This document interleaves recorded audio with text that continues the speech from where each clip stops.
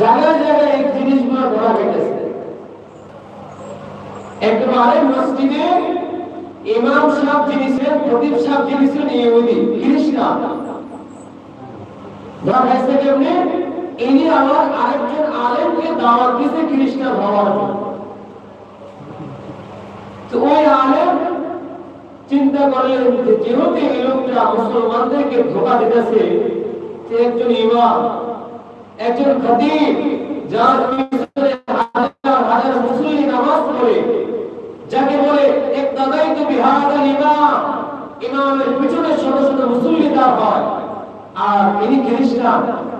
তো এর ভিতরে যায় সব কিছু সব ডকুমেন্ট সে নিচে যে হ্যাঁ ভাই আমিও খ্রিস্টান হই, কিন্তু হওয়ার জন্য কি কি করা লাগবে, কোন কোন যাওয়ার জায়গায় যাওয়া লাগবে বলে সব কিছু নেওয়ার পরে সবাই রাতের পরের দিন মিডিয়া নিয়ে, এলাকার মানুষকে নিয়ে, ওই খতিব সাহেবকে নিয়ে